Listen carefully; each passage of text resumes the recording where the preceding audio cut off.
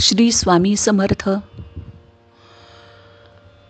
मंडळी, आज नागपंचमी आहे, म्हणून नागपंचमी या सणावर व्हिडिओ करायचा मी ठरवला. हा व्हिडिओ मी 3 टप्प्यात केलेला आहे. पहिला टप्पा म्हणजे नागपंचमी ही केवळ नागपंचमी नाही, तर शेकडो वर्षांची अद्भुत परंपरा आहे. नागदेवतेला जिवंत नागाच्या रूपात पूजण्याची अनोखी परंपरा कशी सुरू झाली, जाणून घेऊया परंपरेमागच्या 2 रंजक कथा. हा पहिला मुद्दा आहे. दुसरा मुद्दा असा आहे, जिथे नागपंचमीला नागाची पूजा करण्यासाठी हजारो भक्त एकत्र येतात, तिथे श्रद्धा आणि परंपरेचा अद्भुत संगम पाहायला मिळतो. त्या महाराष्ट्रातील 32 शिराळ्या येथील नागपंचमी तुम्हाला माहीत आहे का? तिसरा मुद्दा असा आहे, आजच्या बदलत्या काळात या उत्सवाचे स्वरूप कसे बदलले आहे हे जाणून घेऊया. चला तर पहिल्या मुद्द्याने सुरुवात करूया व्हिडिओची, की ह्या परंपरेमागची रंजक कथा. या 2 कथा आहेत. त्यातली पहिली कथा आहे कहाणी नागपंचमीची ब्राह्मण सुनेची. ऐका नागोबा तुमची कहाणी. आटपाट नगर होतं. तिथं एक ब्राह्मण होता. त्या ब्राह्मणाला 5-7 सुना होत्या. चातुर्मासात श्रावण आला आहे. नागपंचमीचा दिवस आहे. कोणी आपल्या आजोळी, कोणी पंजोळी, कोणी माहेरी, अशा सर्व सुना गेल्या आहेत. सर्वात धाकटी सून होती. तिच्या माहेरचं कोणीच नव्हतं. तेव्हा ती जरा खिन्न झाली व मनात माझा सर्व संबंधी नागोबा देव आहे असं समजून नागोबा देव मला माहेरून न्यायला येईल असं म्हणू लागली. इतक्यात काय झालं, शेष भगवानास तिची करुणा आली. त्यानं ब्राह्मणाचा वेश घेतला व त्या मुलीला नेण्याकरता आला.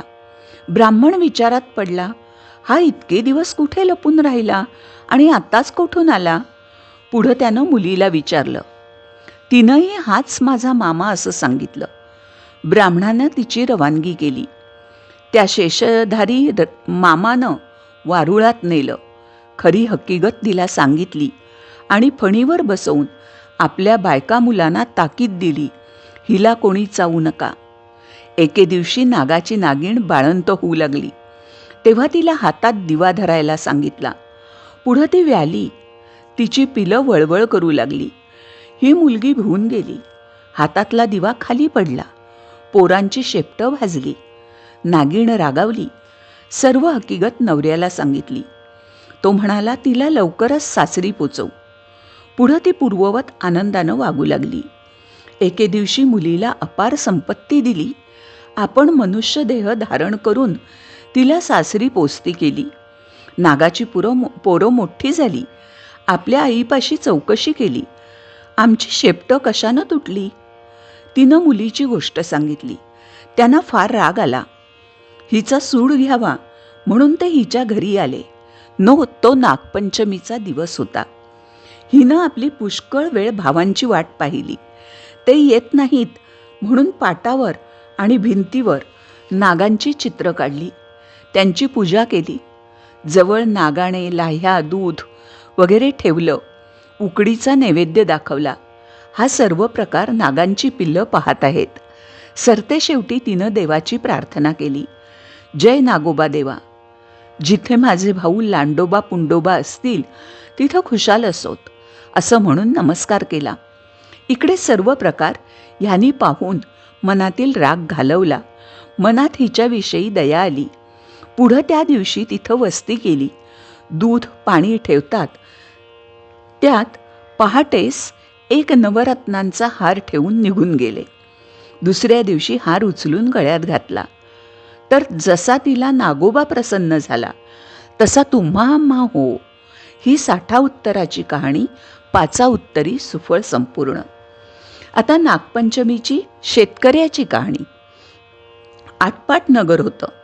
तिथं एक शेतकरी होता. त्याच्या शेतात नागाचं वारूळ होतं. श्रावण मास आला आहे. नागपंचमीचा दिवस आहे. शेतकरी आपला नित्याप्रमाणे नांगर घेऊन शेतात गेला. नांगरता नांगरता काय झालं, वारुळात जी नागाची नागकुलं होती त्यांना नांगराचा फाळ लागला. लवकरच ती मेली. काही वेळानं नागिण आली. आपलं वारूळ पाहू लागली. तो तिथं वारूळ नाही आणि पिल्लंही नाहीत. इकडे तिकडे पाहू लागली. तेव्हा नांगर रक्ताने भरलेला दिसला. तसं तिच्या मनात आलं, ह्याच्या नांगरानं माझी पिल्लं मेली. तो रोष मनात ठेवला. शेतकऱ्याचा निर्वंश करावा असं मनात आणलं. फोफावतच शेतकऱ्याच्या घरी गेली. मुलाबाळांना, लेकीसुनांना, शेतकऱ्याला आणि त्याच्या बायकोला दंश केला. त्याबरोबर सर्वजण मरून पडली. पुढं तिला असं समजलं की ह्यांची एक मुलगी परगावी आहे. तिला दंश करावा म्हणून निघाली. ज्या गावी मुलगी दिली होती त्या ठिकाणी आली. तो त्या घरी बाईनं पाटावर नागनागिण 9 नागकुळं काढली आहेत. त्यांची पूजा केली आहे. दुधाचा नैवेद्य दाखवला आहे. नागाने, लाह्या, दुर्वा वगैरे वाहिले आहेत. मोठ्या आनंदानं पूजा करून प्रार्थना करते आहे. तोही नागिण तिथे पोहोचली. पूजा पाहून संतुष्ट झाली. दूध पिऊन समाधान पावली. चंदनात आनंदानं लोळली. इकडे हिची प्रार्थना आपली डोळे मिटून चाललीच आहे. इतक्यात नागिण उभी राहिली. तिला म्हणू लागली, बाई बाई, तू कोण आहेस? तुझे आईबाप कुठे आहेत? इतकं म्हटल्यावर तिने डोळे उघडले. पाहते तो प्रत्यक्ष नागिण दृष्टीस पडली. बाई बिचारी भिवू लागली.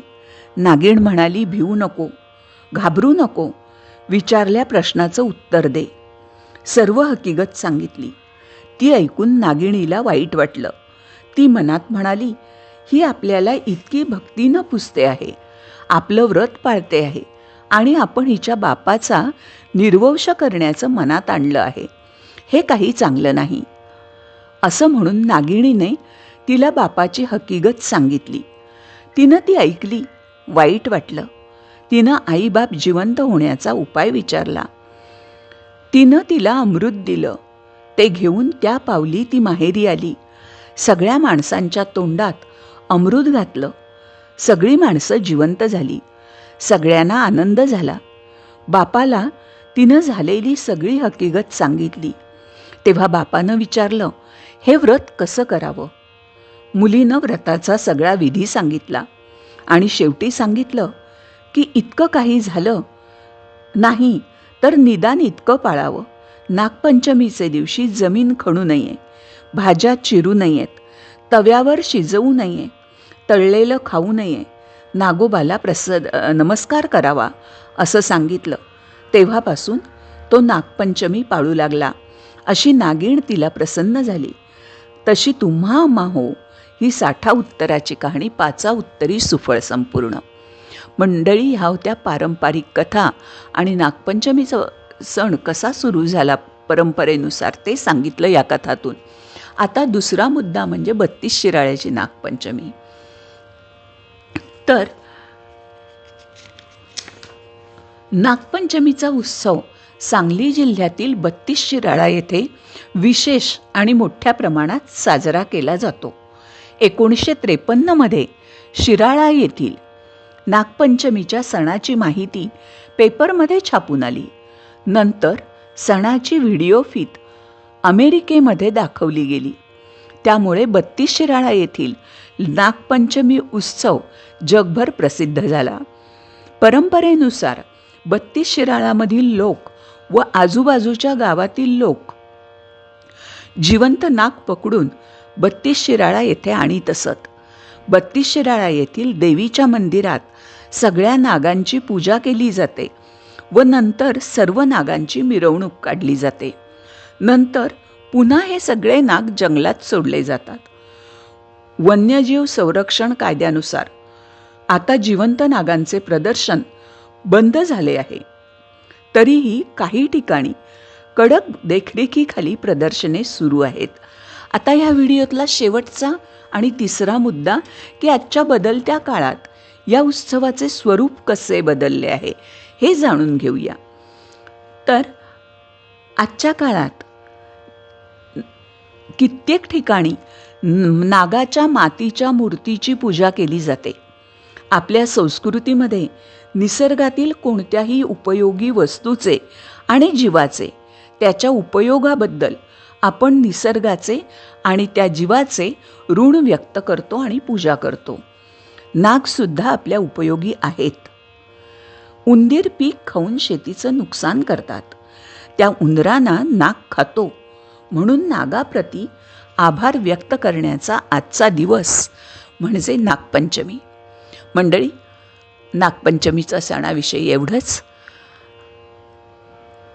कसा वाटला व्हिडिओ मला नक्की कळवा आणि व्हिडिओ आवडला असेल तर चॅनलला सबस्क्राईब नक्की करा आणि व्हिडिओला लाईकही नक्की करा.